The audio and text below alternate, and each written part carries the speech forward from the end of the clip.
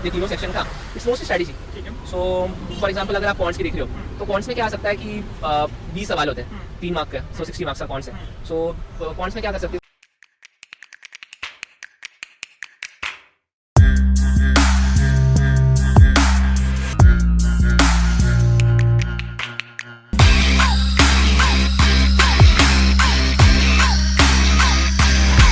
नमस्कार, स्वागत है आपका कॉलेज रिव्यू अनफिल्टर्ड के एक नए एपिसोड में।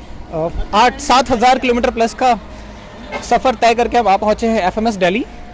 अगर आप मैनेजमेंट एस्पिरेंट हो तो एक मैनेजमेंट एस्पिरेंट का सपना होता है एफएमएस दिल्ली में पढ़ने का। IIM ABC लोग छोड़ देते हैं एफएमएस दिल्ली को लेके, इस सपने को जी रहे हैं यहाँ। इनके साथ हम हैं, इनसे बात करेंगे। नाम बता दीजिए आप अपना। अथर्व चौधरी। अब थोड़ा सा आप मुझे इस पे बताओ कि एडमिशन का प्रोसेस क्या है, किस तरीके से आपकी पूरी जर्नी रही। सबसे पहले आप मुझे ये बताओ कि जो आपने कैट के लिए प्रिपेयर किया था, अभी जितना टाइम बचा हुआ है, अब तो लास्ट के 1 महीने बचे हुए हैं। आज से एग्जैक्टली जब हम वीडियो शूट करें तो आज से एग्जैक्टली 1 महीने है। तो ये लास्ट का 1 महीने का जो प्रेपरेशन होता है वो किस तरीके से आपने किया था? So last month I would say कि कैट की 1 महीने पहले तो एडमिट कार्ड आ जाता है, राइट? ठीक है। अभी तो थोड़ा सा डिले हो गया, 5 नवंबर को कर रहा है। बट जब जल्दी आता है तो what we do is that कि एक टाइम आता है कि कौन सा स्लॉट है, मॉर्निंग स्लॉट है, आफ्टरनून या evening slot. So for morning slot मैंने क्या किया था कि सिंस मैं तो यूजुअली पहले मॉक्स दोपहर को देता था, बट मेरा स्लॉट आया मॉर्निंग का। तो उठने की आदत चाहिए, बॉडी को कंडीशन करना पड़ता है। सो रोज़ जिस दिन मेरा पेपर है तो उस दिन मॉक देता था, जस्ट टू फील श्योर कि like I am in that zone. ठीक है। So that was the thing. और मॉक्स पे जो मतलब लास्ट मंथ तो आई प्रीफर कि मॉक्स ही देना चाहिए। ठीक है। और उससे इम्प्रूवमेंट समझती, थोड़ा कॉन्फिडेंस भी बढ़ता है और समझता भी कि एरिया ऑफ इम्प्रूवमेंट क्या है। जिस टाइम में आपका एग्जाम है उस टाइम में ही मार्क्स देते थे आप, राइट? हाँ, मतलब अगर आपका एग्ज़ाम अगर मॉर्निंग स्लॉट है 8 बजे का है तो होता क्या है, या फिर ये तो दोपहर वालों के लिए भी, अगर समझो आपका दोपहर को है, बहुत लोगों को दोपहर को सोने की आदत रहती है, बिल्कुल, राइट? सो अगर आप एग्ज़ाम देने जाओगे तो एग्ज़ाम का मूड आपका सोने का होगा, तो मे भी आप शायद से वहाँ पे आलस आ जाएगी एग्ज़ाम में।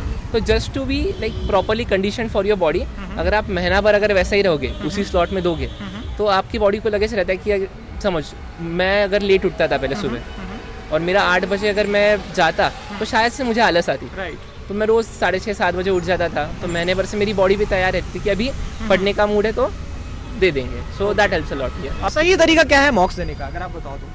मतलब राइट तरीका क्या है? जैसे मैंने मॉक्स दे दिया, बच्चे ने कम नंबर आया, बंद करके बैठ गए, ना एनालाइज तो करना तरीका होगा? तो मॉक आपके ऊपर है। अगर आप पूरा दे रहे हो 2 घंटे का मॉक, पूरे बैठे हुए हो, ठीक है, आपको पता चल गया कि आपका सेक्शनल स्कोर क्या है। ठीक है। आई प्रीफर कि परसेंटाइल के अलावा आप स्कोर पे ध्यान दो। बहुत बच्चे परसेंटाइल पे ध्यान देते हैं, बट परसेंटाइल तो हर साल चेंज होता रहता है। सो आप स्कोर पे ध्यान दो, आपको कितना स्कोर मिल रहा है। एंड अगर समझो कि आप एक सेक्शन में आगे हो, कंसिस्टेंट परफॉर्मेंस देखो हर सेक्शन में। अगर लास्ट के 3 मॉक या फिर लास्ट के 5 मॉक्स देखते रहो, किस मॉक में आपकी कंसिस्टेंट परफॉर्मेंस है, किस मॉक में आपको इंप्रूवमेंट की ज़रूरत है। सो अगर आप देख रहे हो कि अगर ये टॉपिक में इशू है, सो जस्ट एनालाइज कि ये कैसे हुआ, कहाँ पे इशू, या फिर इस टाइप के क्वेश्चन में मुझे अगर डिफिकल्टी है, that's all you can do. ठीक है। एक ऑनेस्ट आंसर दो आप।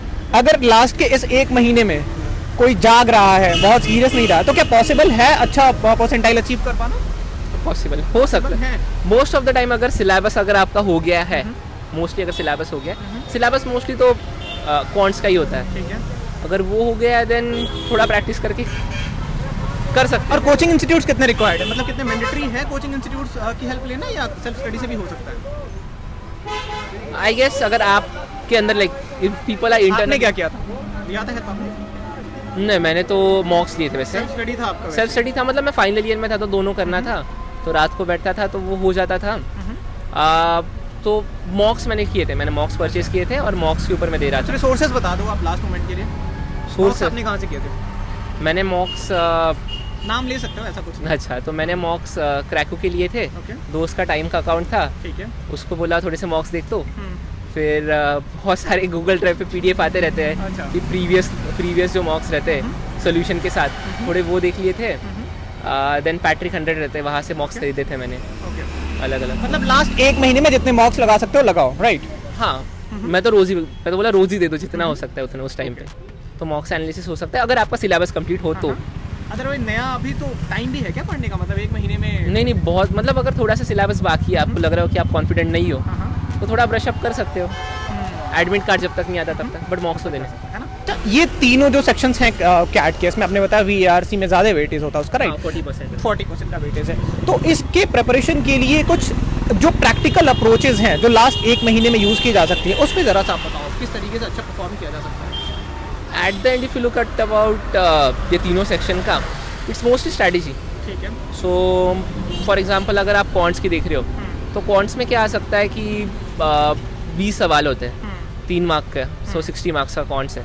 सो क्वांट्स में क्या कर सकते हो कि आप यूजुअली चाहे तो डिवाइड कर सकते हो कि इजी क्वेश्चन, मीडियम क्वेश्चन और डिफ़िकल्ट क्वेश्चन। सो बहुत अच्छे अलग अलग स्ट्रैटेजी ट्राई करते हैं। मैंने तो क्या किया था कि 20 क्वेश्चन है, go through all the 20 question, label it easy medium hard, पहले ईजी वाले ख़त्म कर दो, फिर थोड़ा मीडियम पे जाओ, वैसा कर सकते हो आप। ठीक है। तो वो आता है। VARC के लिए मैंने तो क्या किया था कि वो तो एक ऐसे लगेज नहीं होगा, मतलब ऐसे आप बोलोगे कि एक ये स्ट्रैटेजी मेरे लिए परफेक्ट है, ये तो नहीं होती। हो ही नहीं सकती है वो। VARC तो हर एक जन के लिए पर्सनलाइज रहती है। मेरे लिए ये था कि सारा अटेम्प्ट करो। तो मैंने क्या किया था कि 40 मिनट रहते हैं, 8 मिनट में डिवाइड किया था। 8 5 40। 4 RCs रहते हैं, मतलब 4 पैसेजेस रहते हैं, और बचा हुए जो 8 क्वेश्चन रहते हैं वो रहते हैं ग्रामर के या फिर वर्बेबिलिटी के। तो मैंने क्या किया था 8 मिनट्स पर RC। ठीक है। मतलब अगर आप देखोगे कि 40 मिनट है तो 32 पे आ गया, पहला RC खत्म होना चाहिए। ठीक है। 24 पे आ गया, दूसरा RC खत्म होना ठीक चाहिए। है। 16 पे तीसरा खत्म, 8 पे चौथा खत्म, और बचे हुए 8 में ये दे दो आप, वर्बल कर दो। वर्बल में भी जो और एक आप लगा सकते हो कि जो टीटा रहता है, टाइप इनटू आंसर, हाँ। मतलब आप उसमें ये नहीं कर सकते। Multiple choice question. हाँ, मल्टीपल नहीं है, आपको एंटर करना पड़ता है। पैरा समरी, पैरा जंबल रहता है यूजुअली, तो आप उसमें कुछ तो एंटर करके आओ, वो भी आप दे दो। फिर और क्या, नेगेटिव मार्किंग है ही नहीं उसमें है ही नहीं टीटा में। एंड और एक क्या किया था मैंने कि VARC की बात है, एक पैसेज में 4 क्वेश्चन रहते हैं। ठीक है। सो 4 क्वेश्चन की जब बात आती है तो आप कितना अटेम्प्ट करोगे, कितने श्योर हो?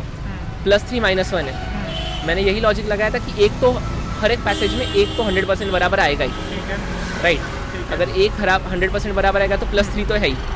तो मैंने बोला बाकी के 3 है, तो उनमें से तीनों की तीनों तो सॉल्व करना, I should give a try. तो मतलब 2 तो भी बराबर आ जाते हैं, तो +6 हो जाते हैं, और जो बचे हुए 2 है वो भले गलत हो गए दोनों के दोनों, तो भी -4 मतलब -2 हो जाएंगे, तो 4 ही आएंगे। और नसीब से एक अच्छा भी आ गया, इवन आई एम 50% श्योर, तो भी 3 बराबर 1 कम तो हो ही जाता है। वर्स्ट के सिनेरियो आपको पता है कि 1 बराबर आने ही वाला है, और बचे हुए 3 भी गलत आ गए, then also you are on 0। तो मतलब कुछ लोग सोचते हैं कैलकुलेटेड रिस्क ले सकते हैं। हाँ, मतलब कुछ लोग बोलते हैं कि सारे पैसे सॉल्व करने नहीं करने, तो वो रहता है। कुछ लोगों के लिए अगर प्रेफरेंस ऐसा होगा कि मैं इतने सारे RC नहीं पढ़ सकता, तो 4 में से 1 RC सबसे ईजी रहता है, तो आप चाहे तो वो पहले कर लो। फिर बीच में अगर आपको चेंज चाहिए तो आप ग्रामर में जाओ, VA में, फिर वापस यहाँ पे आओ, वैसे सब। ठीक है। दी डे पे जब आप एग्जाम हॉल के अंदर बैठते हो, उस दिन के कुछ टिप्स एंड ट्रिक्स बताओ अपने नर्व्स को कंट्रोल में रखने के लिए। कंट्रोल पे रखने के लिए, इस कैट के लिए at the end whatever you might say, stress तो रहता ही है। It's just that how prepared you are and how confident you are. So अगर आपने ज़्यादा मॉक्स दी होगी, जैसे मैंने कहा, तो mocks are a way to determine your confidence level. ठीक है। सो अगर आप मॉक्स ज़्यादा दे रहे हो तो आपको पता है कि मुझे मिनिमम इतने तो मिलेंगे ही, राइट? तो अगर आपको उतने मिनिमम पता होगा तो आपका एटलीस्ट थोड़ा सा कॉन्फिडेंस बढ़ा रहेगा। ठीक है। So that's all I can say. मॉक्स ज़्यादा दो, थोड़ा शांत रहो, and it's not the end of it. हमारे यहाँ पे बहुत बच्चे मैंने देखे हैं जो पिछले साल मतलब 1 साल उन्होंने रिपीट किए, but they are happy with it. अगर रिपीट नहीं किया होता तो बहुत दूसरे इंस्टीट्यूट में जाना पड़ता है। एक बार ही करते हो तो ढंग के कॉलेज की करो, अच्छे से ही करो, ठीक है। कामली दो, बिकॉज अगर ज़्यादा स्ट्रेस हो गए सो देर आर चांसेस कि आप DA थोड़े सेक्शन जो है उसमें आप थोड़े पैनिक होकर गलत आंसर दे सकते हो, फिर सोल्यूशन आ नहीं सकता। लास्ट सवाल मेरा ये होगा, मार्क्स देते रहो। आई थिंक मैक्सिमम जो भी सवाल होते हैं आपके मन में वो हमने कोशिश की जानने की।